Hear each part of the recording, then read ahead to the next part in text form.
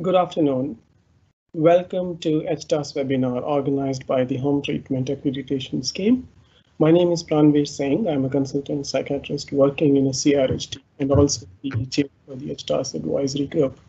The focus today is about commissioning of crisis and home treatment services. As we all know, one of the most important roles for mental health services is to provide support to individuals in crisis. Crisis and our teams play an important role in providing intensive community support to people in crisis, both to prevent admission and to facilitate prompt discharge. CRHTs in England have a history of transformation and perhaps are the services which undergo most changes. The models of crisis and home treatment care also has been adapted with many teams performing a wider range of functions than originally outlined by the mental health implementation guidelines. With the coronavirus crisis, there is a more focus on our services, with expectations to ensure that there is an immediate response to people experiencing mental health crisis and an ability to provide safe and effective home treatment. Over the last year, there have been welcome investments to our services in England to expand both crisis response and home treatment components. Many of us have asked questions and have wondered how commissioning of our services does take place. From today's webinar, I have a special guest, Jane Itangata, who is an Associate Director of Commissioning at the Mid-Essex STP. We are going to speak about the process of commissioning the frontline services, crisis and home treatment services in light of the 5-year forward view and recent developments in this area. I'm sure there are likely to be ideas which you can take back to your areas for reflection and for learning. This is a live session. We would like to have the session as interactive as possible. Please raise questions or post comments by writing them in the text boxes through Microsoft Teams. I would now like to introduce Jane.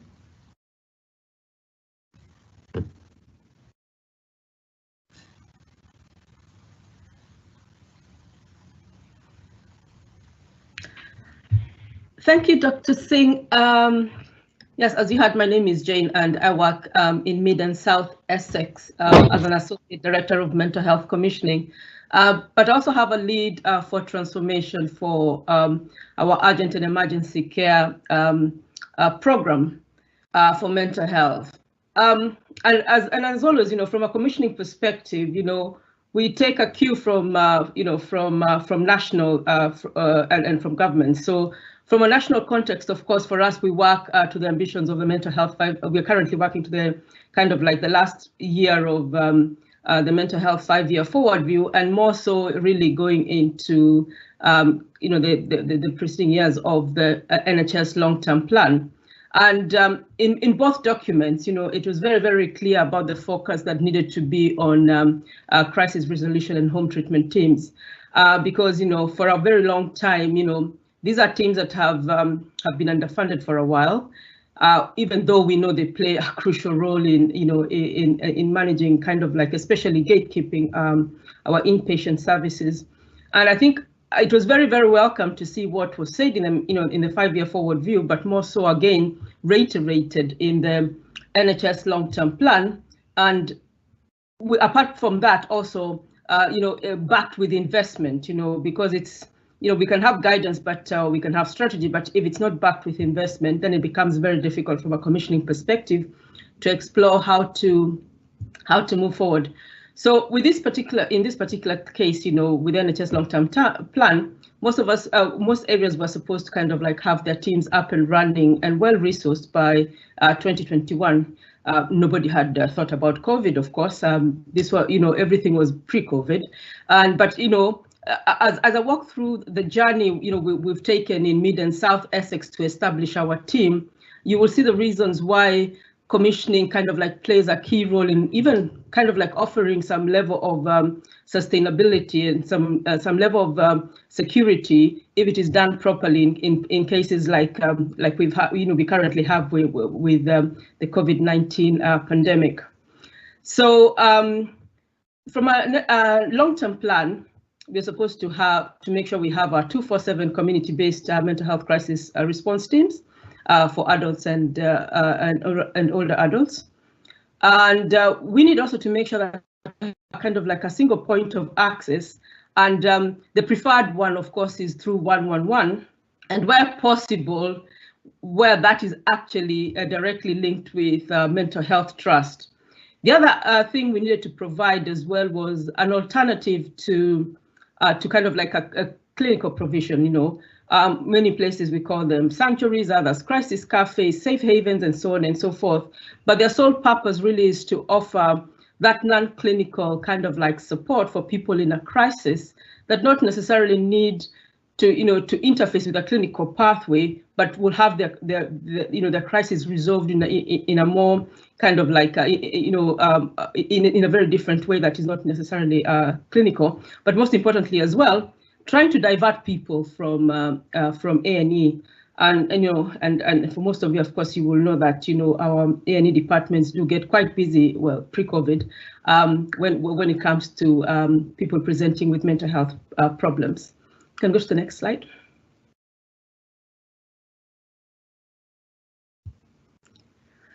So I thought I would just kind of like introduce Mid and South Essex. For those who know the county of Essex, it's a first-tier county with several kind of like borough and district councils.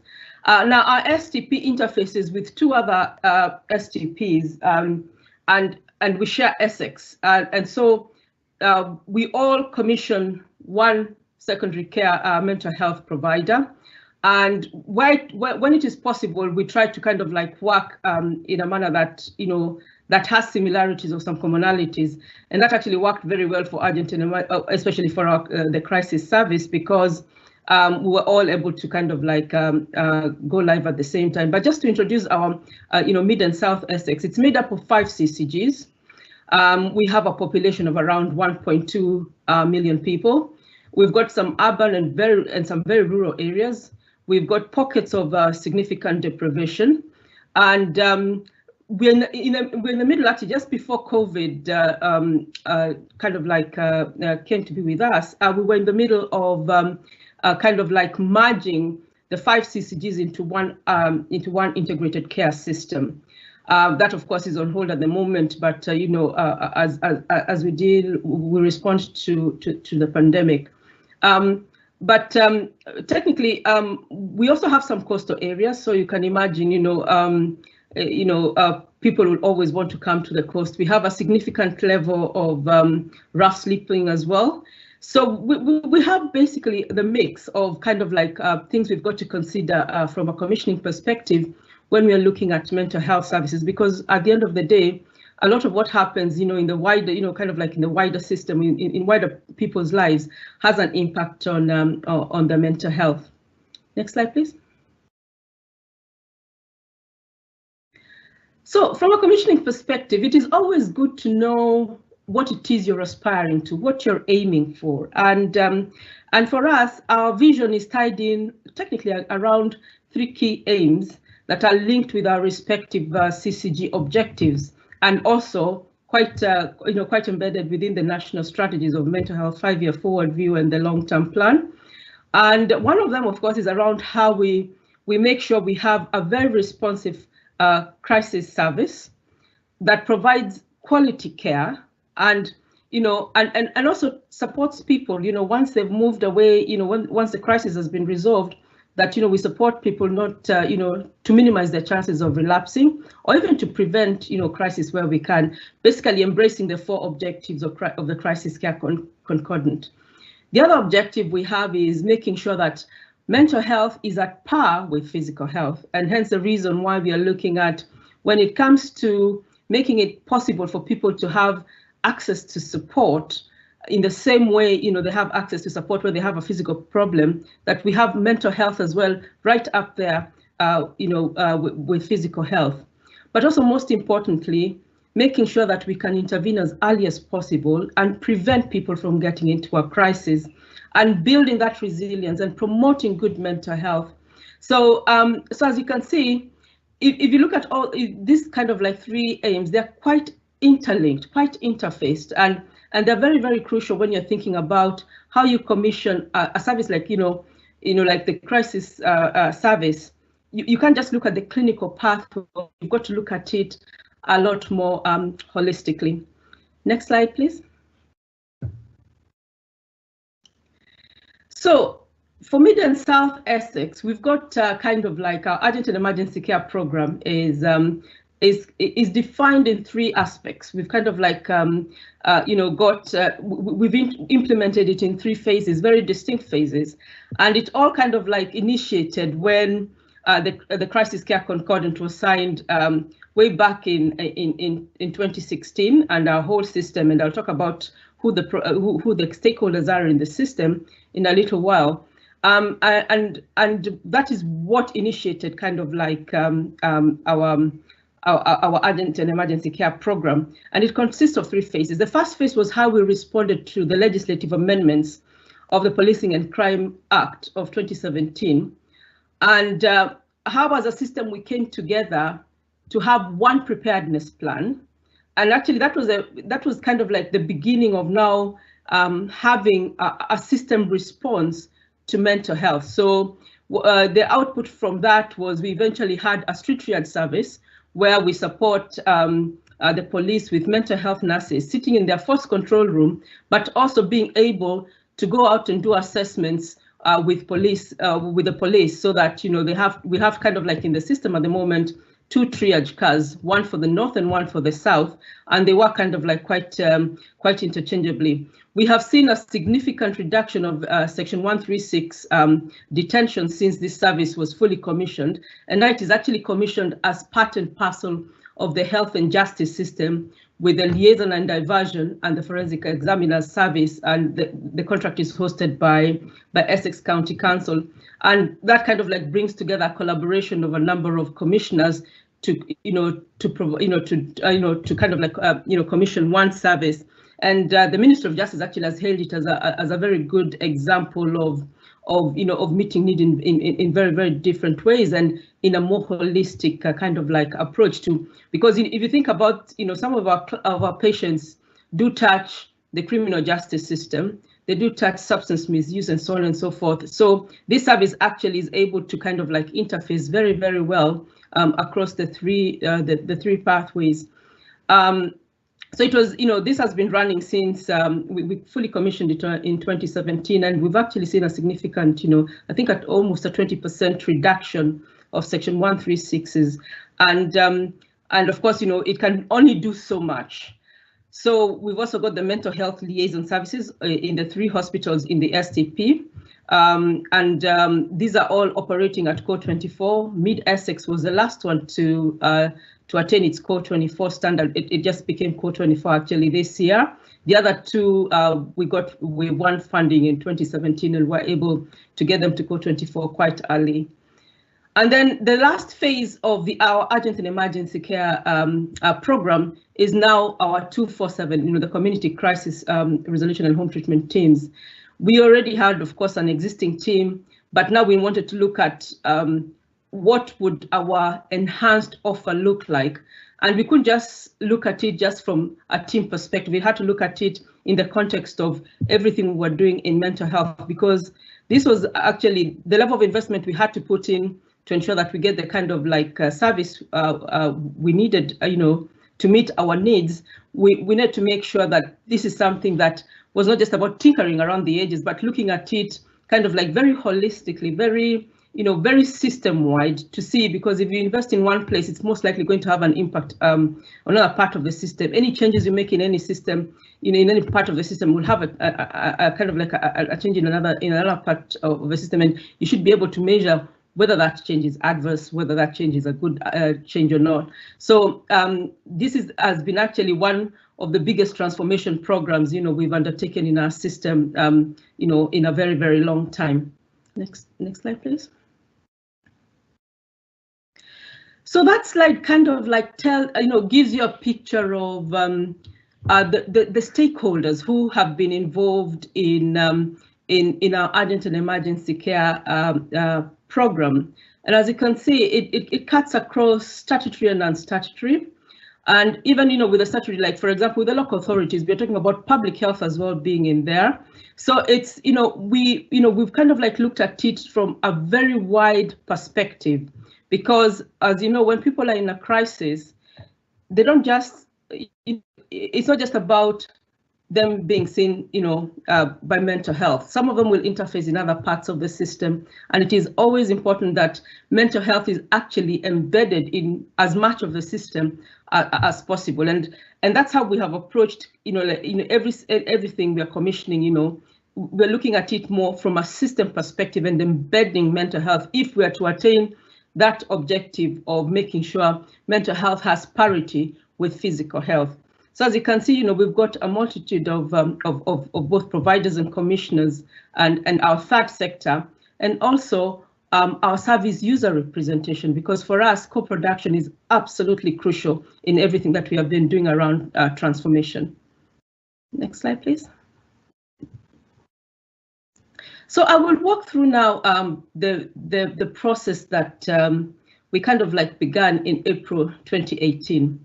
To make sure that we can eventually get to a point where we're saying, yes, we're now launching a service. We can evidence how we've been able to develop that service. We have looked at it from different perspectives. We've made sure that as many people as possible have had an input, because it is crucial when you're doing a big piece of work like this, a big transformation program, that you just don't look at it from one perspective only, because if you do that, then chances are you're going to miss out on crucial elements that will actually make it work and work even better. But most importantly, also making sure that our user and carers' voices and families were very much so a part of the development. So we started this process back in April of 2018, and we basically started with, what do we currently have? That's the first question we asked ourselves. What do we currently have? How good is it? How well is it delivering? Is it meeting all the need? Is it well resourced? You can have a very good service, but if it is not well resourced, then you're practically spreading your expertise so thinly that it cannot be as effective as it should be.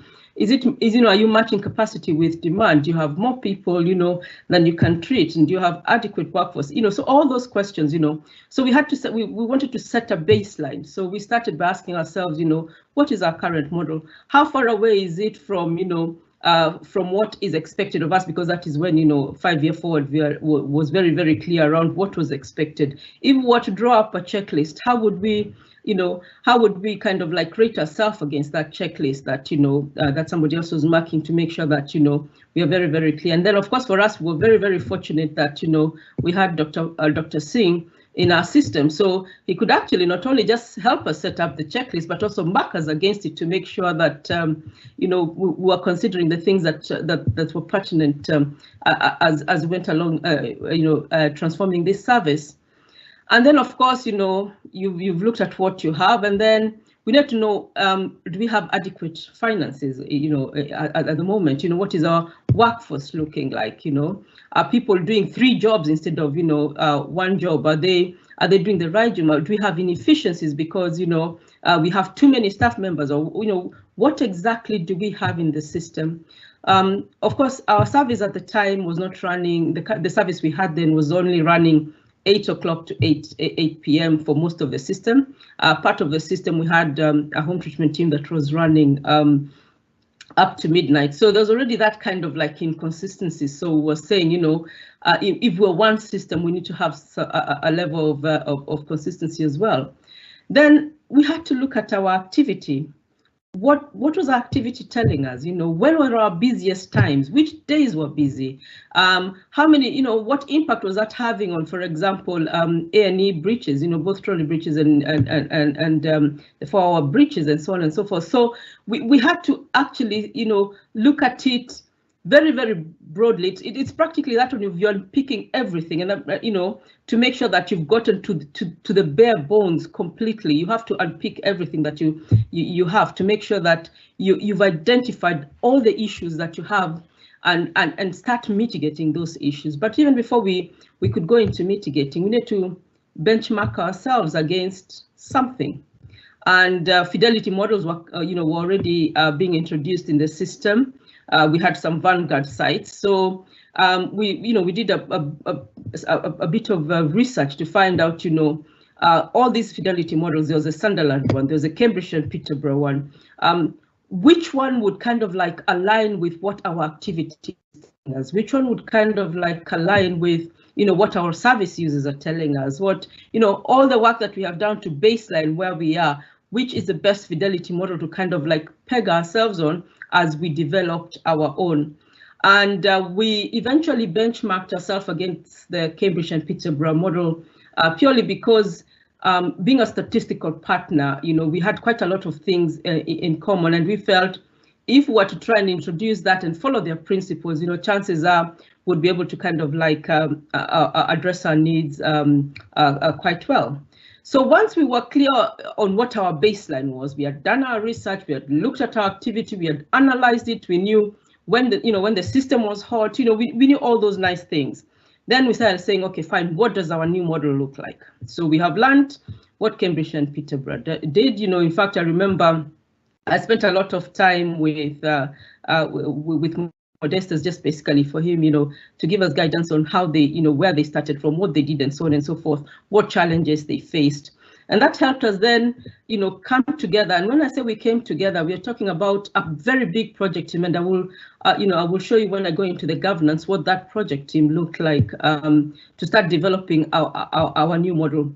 And this brought together, both clinicians, commissioners, service managers. We had a whole range of skill sets just to look at, because wanted to get a model that was going to be actually as perfect as possible, if we could say that.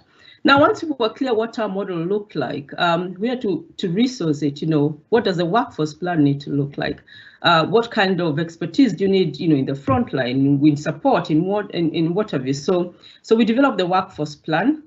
And once, of course, you have the workforce plan, then you're ready now to cost it. And we're able to cost what that needed to look like. And eventually, okay, fine, you've got your workforce plan, you've got your investment plan. How are you going to implement this new model? And we need to pull together our implementation plan. So when all those were ready, of course, we have to go through governance to get the funding. We have to ask for money. We're fortunate that, yes, mental health had money coming in, but it took a while before it was very, very clear, how the investment standard was going to be applied. So it was always kind of like there was a bit of competition around how to prioritize what to give to what service. So we developed our business case, and once the business case was ratified and were allowed to to kind of like progress, and we were told, yes, the investment will be aligned with the model that you have defined and within the implementation plan that we had also kind of like developed. Now we started thinking of how we're going to work through our service specification, and that was not very, very difficult because now they're doing it on the ground. Now, what does it look like on the ground? And we wanted that again also co-produced, and we started that process of co-producing our service specification. Now, as part of the business case, every time, of course, we go to our CFOs. If they give us money, they want to know what the return on investment is going to be. So, of course, we had to identify what our benefits realization plan would look like. And yes, we're putting in this service. So, what impact will it have in the system, and when will it have that impact? And how do we measure that impact to make sure that we are actually making a benefit, in the system, be it a quality benefit, be it a financial benefit. And I'll talk about the benefits realization plan as we move forward. So we've got our business case that has been signed off. We've got our service specification. We've defined our initial benefits realization plan and have shown, almost the time frame within which we'll start seeing the benefits kind of like being realized. And then, of course, we move into the future, where now our future was going to start on 1st of April. And, it was good to know that we actually were able to start on 1st of April, despite, COVID-19 coming into play. If anything, actually, that made it even more pertinent for us to be able to start on 1st of April. Next slide, please.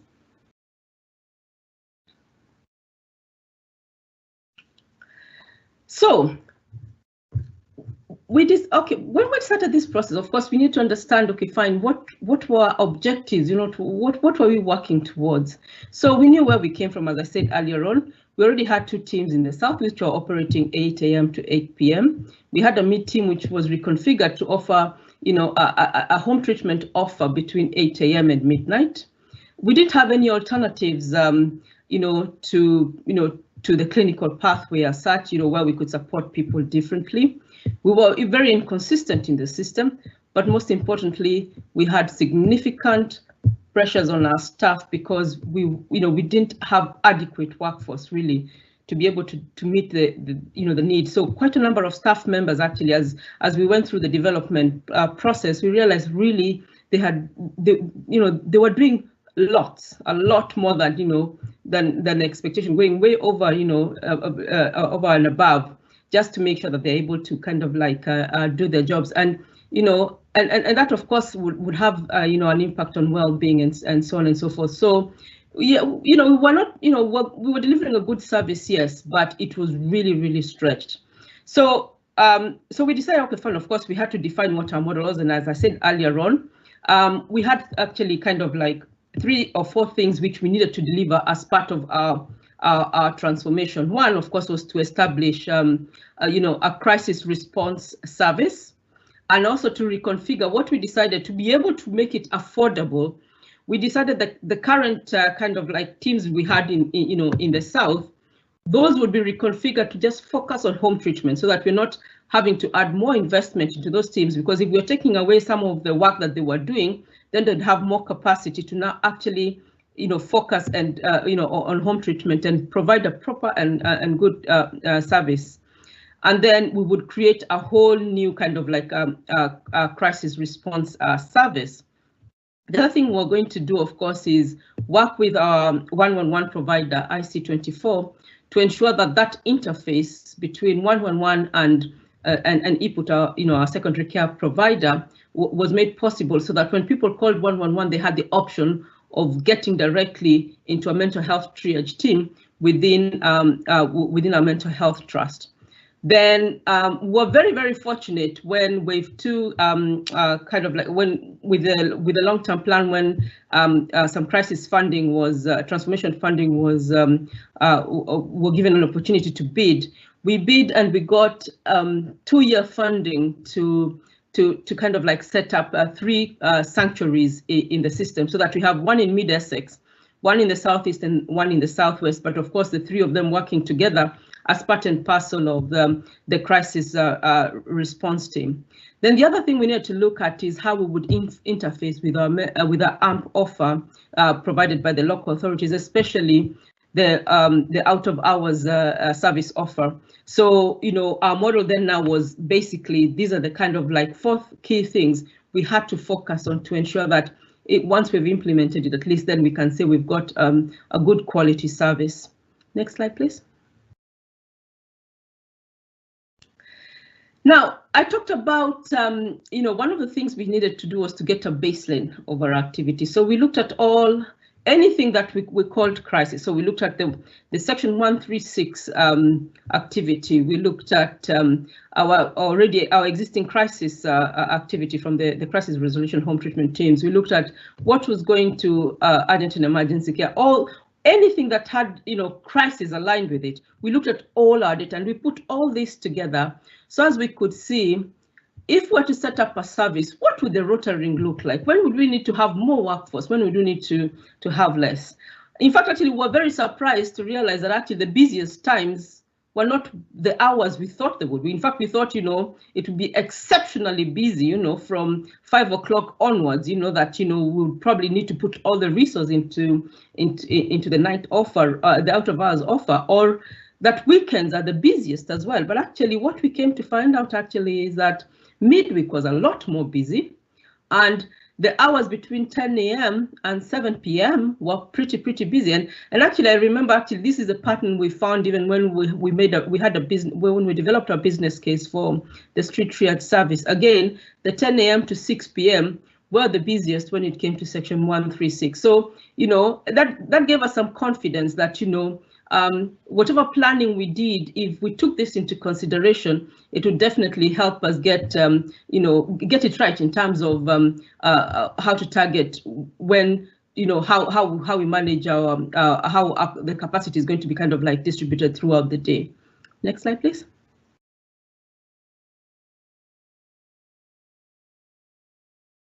And sure enough, actually that bore it out, because that is when we went live on 1st of April and on time as well. And that is kind of like activity just from April only. Of course, this is indicative data. It's not absolutely validated, because with any new service, you've got to give time for the data flows to kind of like embed. So, but actually, when we look at the curve, it's it kind of like mirrored basically our predictions when we did our analysis to show when the busiest times are going to be. And technically it was actually within more or less the same times we thought of 10 a.m. really to kind of like 7 p.m. and then of course tapering off as we went into the evening. And again, also we were able to see we kind of like tried to see how much of the activity will be supported, without necessarily having to use a face-to-face response. And we had more or less calculated that about 70% of those people calling in will be supported really either through some telecoaching, some de-escalation, or through being provided with support in a very different way without necessarily having people respond. And when we're looking at even just the April data, whilst it is very it's not validated, we can still see actually what we had projected and what we had kind of like analyzed has come to to bear good fruit, because it's kind of like quite aligned with what our predictions were. And we're very hopeful with just April data. Of course, now this was all prepared and developed before COVID, and now that COVID is here with us, and we're anticipating kind of like this surge in demand, I think we may need, of course, to go back to the drawing table, which we will, of course, to kind of like see what we need to adjust just in case the activity kind of like goes up drastically. Next slide, please. Now, just so that, from a commissioning perspective, yes, I talked about, decisions have got to be made, especially when you're dealing with a system of many stakeholders, many partners, competing priorities, and people, wanting to do things, that are most important for their respective localities. When you're having a service that cuts across a system, and it's not just a localized service, you're going to have many stakeholders who've got to come together so that decision making becomes easier, so that people take ownership, so that there's a level of responsibility. So what we did is we defined a mental health kind of like transformation governance for our SDP. This was not previously in place. And the reason why it became pertinent to have this is because even just getting one paper through in a system, you probably had to present it at almost 50 meetings just to get it signed off. And that of course takes a lot of time. It holds things back. So having this kind of like an agreement where it's a partnership where we've agreed this is where we'll be taking this paper and we'll all be signing up when it comes to this particular board, then things became so much easier. So we had a mental health partnership board which was set up, and this was co-chaired between the CEO of ePut and one of our accountable officers who was responsible for mental health in the system. And and it was a senior level, senior management kind of like a board, and all the transformation was channeled through it. The one just below it, the transformation kind of like the whole system transformation board, that is where now we came to debate and talk about as a system any changes that we need to make around the respective transformation programs before they went to be ratified at the Mental Health Partnership Board. And because again, it's a big system and not everything is being done at system level. Some things are done at the locality. So we're able to now to look at, okay, fine, what needs to remain as the focus of a locality and what needs to be more done, kind of like if it is done once, like urgent and emergency care, let's do it once for the system, same process across the patch. With the locality work, there are going to be different nuances because of the respective kind of like networks, or even the demographics may not necessarily be exactly the same in every part of the system. So different localities will need to focus on on things that other localities may not be focusing on. So when we drew up the governance kind of like structure, that gave us clarity and actually did now speed things up, because it was clear when you wanted something signed off, where you needed to go, and then how that actually interfaced with the more statutory kind of like functions like health and well-being boards, the governing bodies, our respective CCG boards, the cabinets of the respective local authorities, and so on and so forth.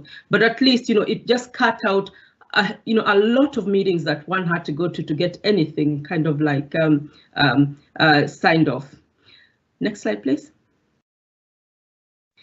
So that was the system kind of like governance. Now, as I said earlier on, urgent and emergency care cut across a number of work streams, and to be able to deliver these work streams, as I said, you're working with very many stakeholders, because you need all these stakeholders to actually get to a point where you have a model that actually works, because everything that we do around crisis really cuts across different parts of the system. So we established an urgent and emergency care program governance structure that now links in and reported into the system through the whole system transformation board. So the function of this governance was actually to ensure that all aspects of those kind of like three phases I talked about were all supported under one governance structure, and the interfaces and the interdependencies where it was able to manage them. Now, if you're setting up, your crisis home resolution team, it has that gatekeeping function. But if you can gatekeep, that is fine. But if you don't have, if let's say for example your beds are full, you're not moving people along because you've got a lot of delayed transfers of care, or people are staying longer than they need to in beds just because there's no place for them to go to in the community, that is a bottleneck, and that will also have an impact on any service that you are kind of like trying to develop. So we had to look at not just our what we're going to deliver from a responding perspective, but we also had to look at what other elements of the system needed to change to enable us then to make sure that our service was going to be as effective and as efficient as possible. So it was crucial for us, for example, to look at with partners in local authority about the mental health accommodation offer, to look at what the community support looks like.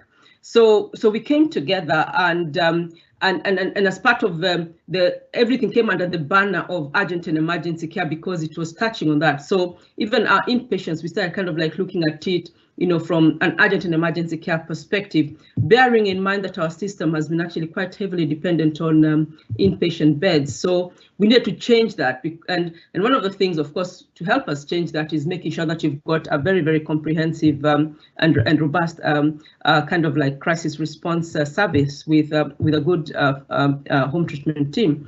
So as you can see, this now encompasses all those work streams, and then just to kind of like, then link in with the system governance, where decision making is made, where money is agreed, and so on and so forth, but where there's that collective agreement, both from, from our local authority partners, from CCGs, and, from, even, for example, the Essex Police when it came to Section 136, to ensure that we are all aligned in our thinking and that we all kind of like have common goals as we developed these services and mitigated how we would manage urgent and emergency care. Next slide, please.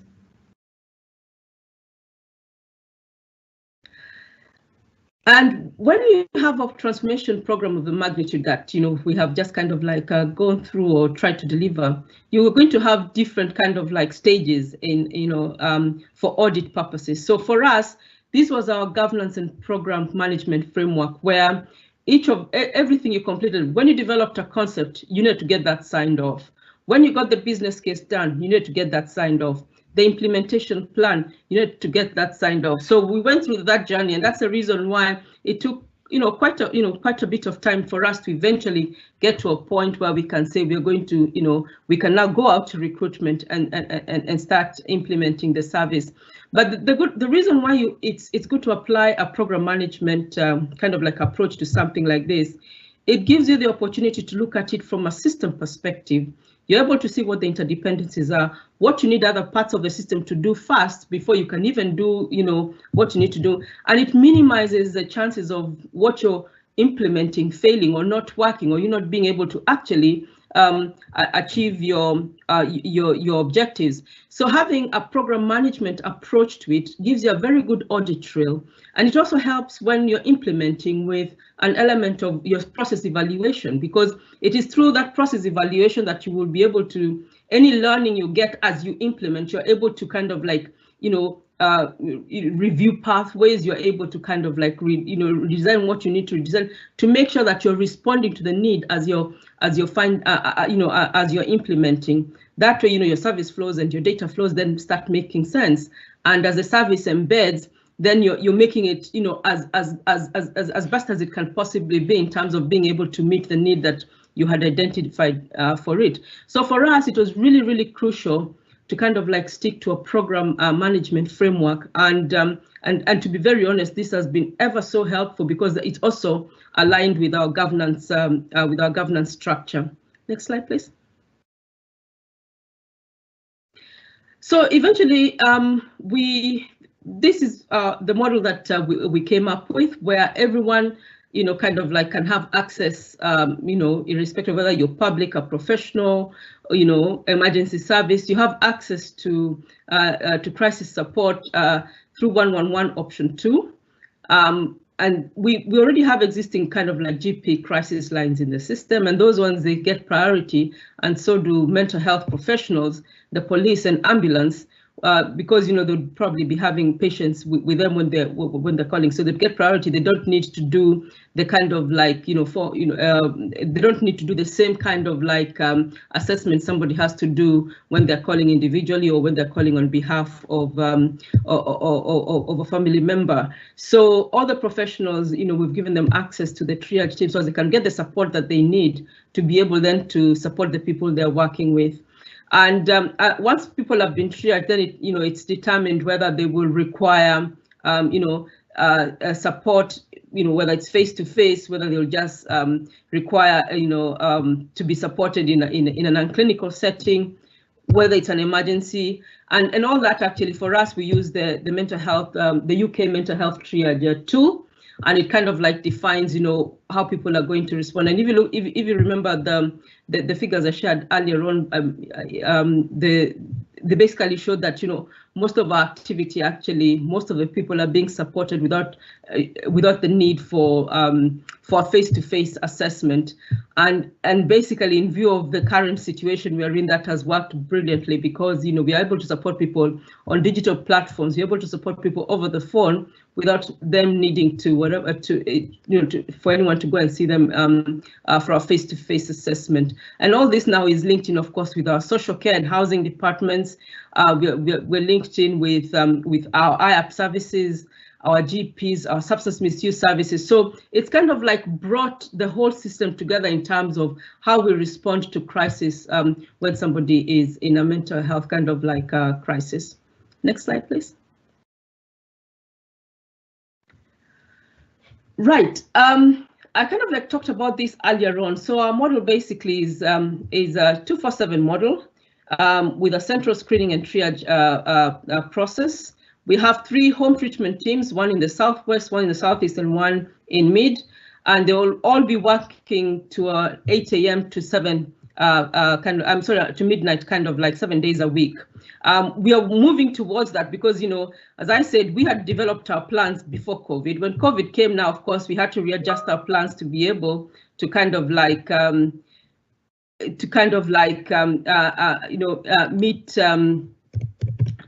meet the requirements of this emergency. So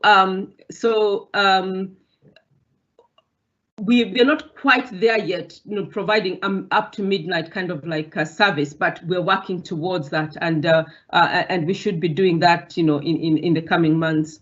Now, the offer is also, of course, aligned with our locality so that we can make sure that, you know, we are supporting people at, you know, as close to home as possible. And we're making sure that, you know, eventually it interfaces with, especially if you think about the 4 objectives of the crisis care concordant, making sure that when people have, you know, the crisis has been resolved, that they are supported not to relapse and to ensure that they can build some resilience or even to prevent them. So having that locality focus is absolutely crucial. Next slide, please.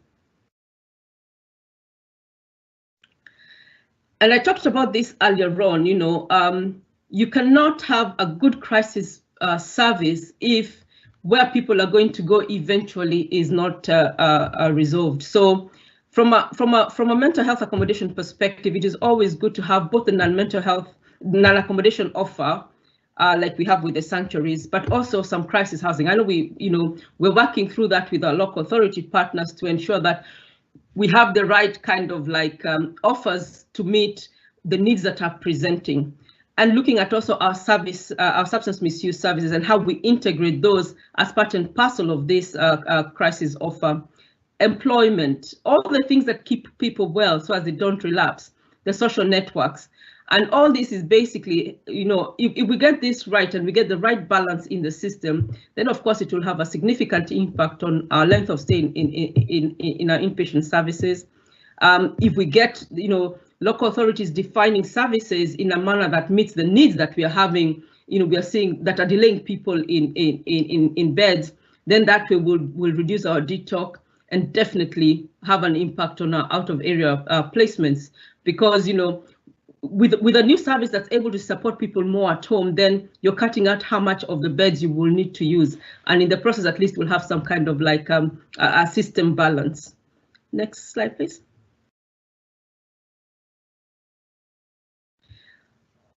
That is just kind of like a representation of one of our sanctuaries, very homely, very so non-clinical that, you know, it's there to just provide a very, very calm kind of like effect, you know, so that somebody can be somewhere. And when they get into the sanctuary, they're going to be linked up with all kinds of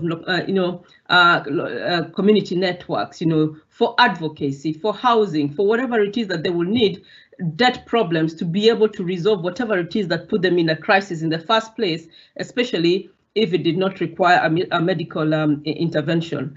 So our crisis sanctuaries are staffed by 3 members of staff and peer volunteers at any one time. We anticipated we'll be seeing 6 to 9 people a day, and that is actually happening at the moment. We knew there was going to be, of course, some locality nuances, you know, whether it's Mid-Essex, Southeast or Southwest. But from this year, we were supposed to now start working on that integration with substance misuse services and provide that as an offer for out of hours, because we don't at the moment have an out of hours offer for substance misuse services. They do work kind of like as flexible hours as possible, but more so aligned with the hospitals. Next slide, please. And this is just to give you an indication of what our service users said when we're developing kind of like the model. You know, we needed their feedback, and they give us a lot of feedback from even how we script our telephone kind of like messages, to how we communicate with the system and so on and so forth. It was just absolutely amazing having that direct input, you know. and actually having them as part and parcel of the project team, and giving, and actually most of them were very, very happy to be part and parcel of the project team, not just coming to give their views, but actually to inform how they wanted to see the pathway look different. Some places we had to actually change just to accommodate their, what they really, really wanted to see. So, it has felt to be very, very inclusive. Next slide, please.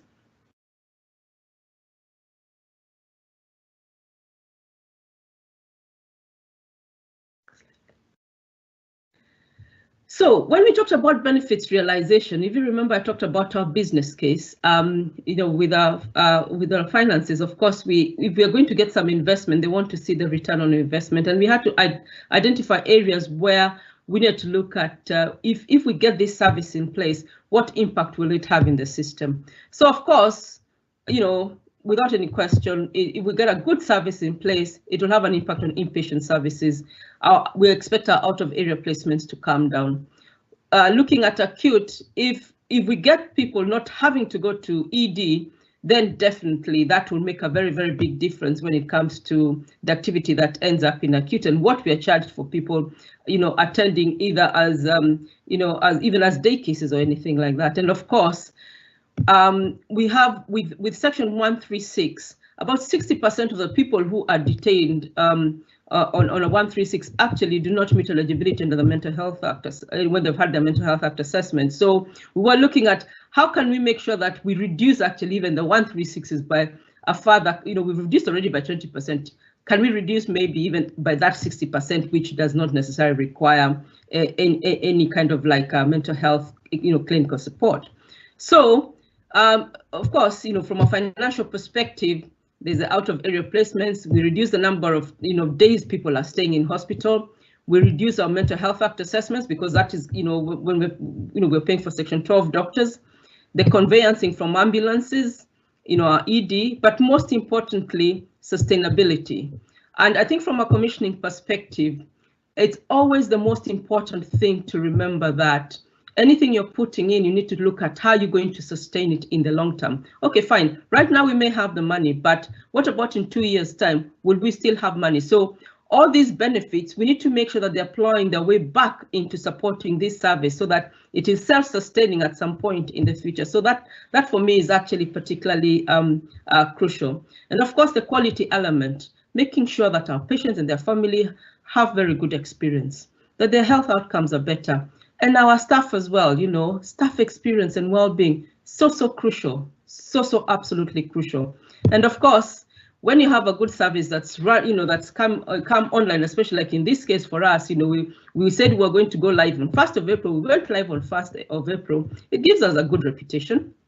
And we were able to actually meet our must do's with, because our regulators need assurance. So we were able to show that yes, we said we were going to do this, and we have done it, irrespective of whether we had a pandemic or not. So that was something kind of like quite good, and it was that collaboration, working together to kind of like get us to this point. Next slide, please. So you can have a very good crisis pathway. So crisis path, service is more often than not downstream. You can't look at that without looking at upstream. Preventing people from actually having to use that crisis pathway is so crucial. So there's a lot of work which we want to do from a system perspective to look at what our integrated primary and community care kind of like mental health offer, especially the wraparound offer we want to have for our primary care networks, is going to look like. That will be absolutely crucial. Personality disorders and people, technically presenting in a social crisis, those are people who tend more often than not to be very high intensity users. And how do we make sure that we've got support for them so that they don't always have to resort to the crisis pathway to have their needs met? So those are kind of like other big pieces of work we're doing as part of, of the system work to ensure that, we can get a system balance. People are being seen in the right part of the system. And then, of course, there's a lot of work that's currently happening around suicide prevention as well, which of course also links in with the work we're doing under crisis. And more so now in this particular, as we're looking at how we define what the surge in demand is going to be because of COVID, we have to take into consideration, the impact that will have, especially when it comes to, to people kind of like feeling, loss and everything, and bringing down, preventing, suicide rates from going up. Next slide, please. So, there are, of course, challenges, as I said earlier on, governance and decision making was a real nightmare. So we're able to kind of like get a governance framework in place.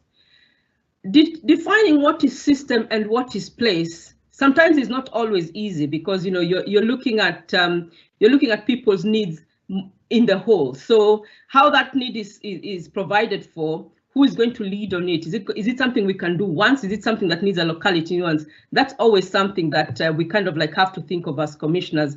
And through collaboration and through governance, we are able to actually mitigate that. Then, of course, when it came to developing the model, everybody, some people had different views. Others, felt maybe if we did this, it could work, but we had to look at what was our data telling us. What is our demographics telling us? All those, kind of like soft intelligence and proper, hard intelligence telling us around how we've got to develop the model that would most, would suit us the best. And then, of course, COVID happened, and it was good that we were in a position where we were so strong in what we were doing that actually COVID only accelerated the process and helped us go, kind of like justify why we had to go online much faster, because, there was a national mandate to provide a crisis line, and we used ours as the one that we were going to provide to make sure that everybody has access to support when they need it. Of course, with everything, the biggest risk with anything in mental health is workforce, recruitment and retention. So we have been looking at different kind of like ways of mitigating that through skills mix, and understanding needs that can be met in a, by a different skill set as opposed to always going through a clinical pathway. So many strategies are being developed around that.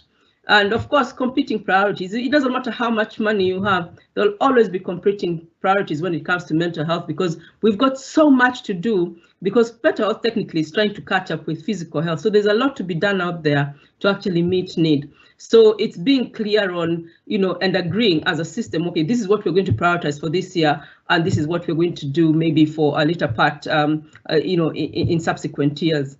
And then, of course, as I said earlier on, very, very crucial to have the integrated primary care work going. And that sometimes does cause, it's a risk, because, we're not having, it's not a one model approach in a system. It's different models depending on the locality. And some localities might get to work faster than others. And when you're interfacing with the urgent and emergency care kind of like pathway, then you run the risk of having a postcode lottery. And then, of course, realizing our benefits. We said we're going to deliver savings. Are we going to be able to deliver that? So that's why that program management process I talked about, and in the evaluation you need to put into it, is so crucial to ensure that we can demonstrate that we are actually going to deliver the benefits we said we were going to deliver.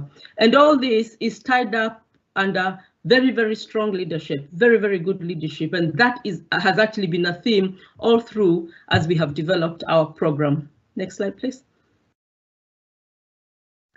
So in terms of COVID, key things which, for us we had to note was, okay, Claire Murdoch's letter in March basically said we need an all age kind of like access. We have our adults and older adults kind of like crisis line through 111, and we have a children's one, which we ensure when any calls are coming in that are basically for children and young people, that call it's able to transfer it to the other provider without even, the family knowing, or the patient who's calling knowing that something has changed in the background. So we're already working on that, and we're moving our plans forward to see how eventually even the children's service will be accessed through 111. That is something we've communicated with our regulators, that we'll be able to do that.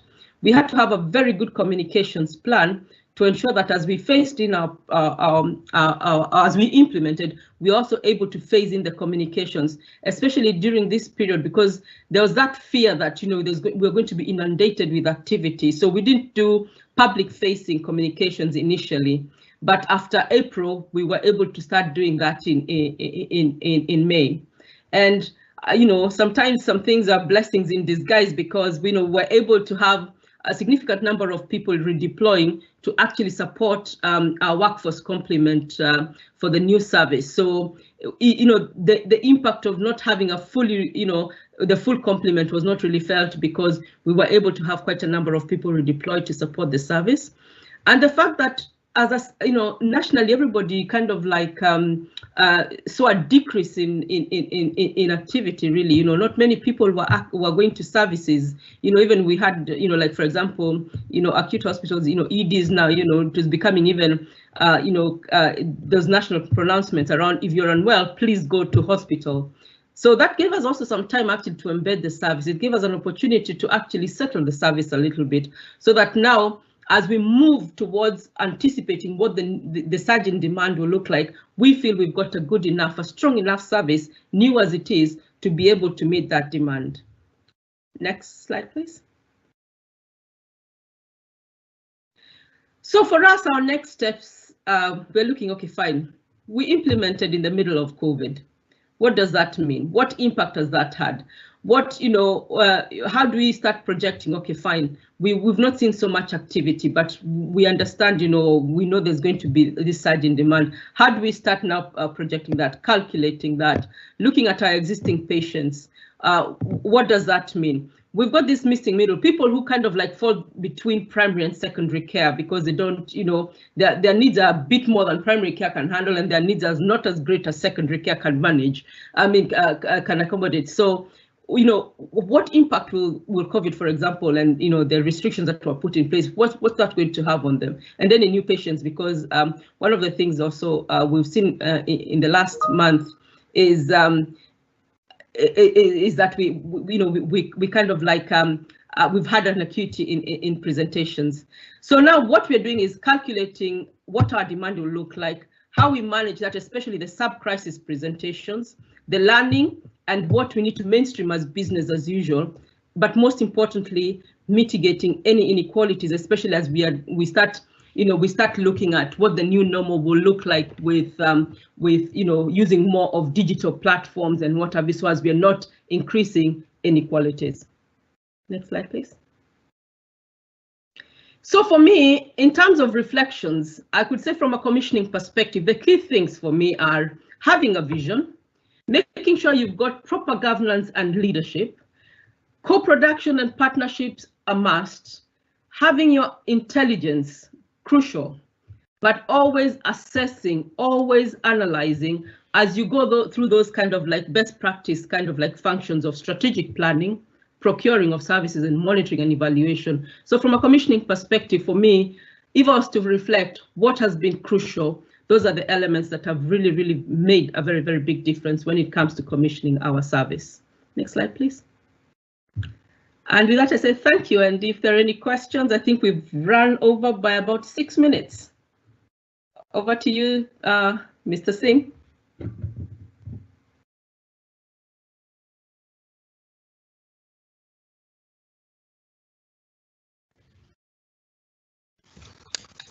Thank you, Jane, for such a presentation. Yes, we have got few questions here, and I just asked them and we discussed them over. One person has asked, what would be the advantage for 111 model? I am assuming that it also means what would be the advantage of 111 model in comparison to other services.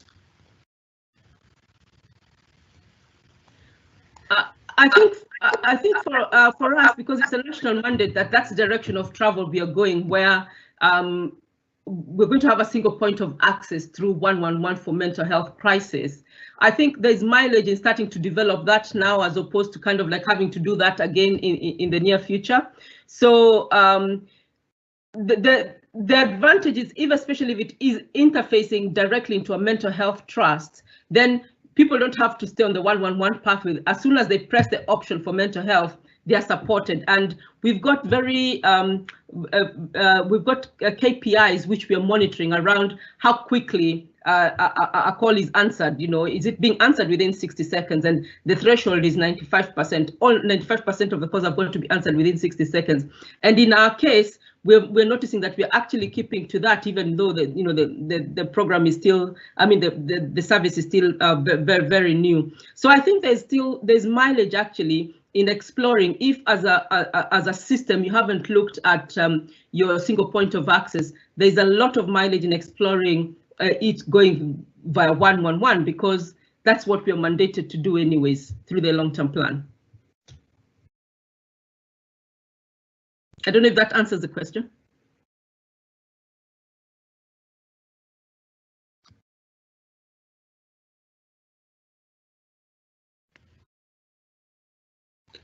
Yeah, thank you.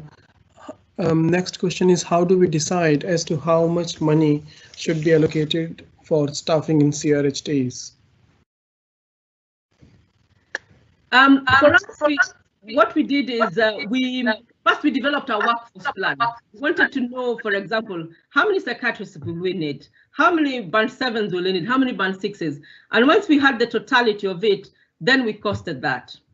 And that is based on the model that we had developed. Now, of course, you can have a very well-resourced service that may not necessarily align with the amount of money that your CFO may want to align. So they're kind of like, if you can mitigate. I think for me, the most important thing as a commissioner is being able to make a case for why I need investment.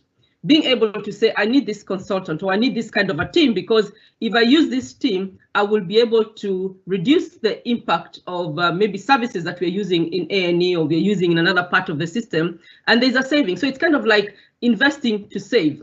So that's the purpose of being able, as a commissioner, to present your case, to have your team. So for me, we started with, we defined the model, we defined what workforce was required to deliver that model, and then we costed it, and then it was my job to make sure I made the case to get the investment to get that workforce in place, and hence our investment.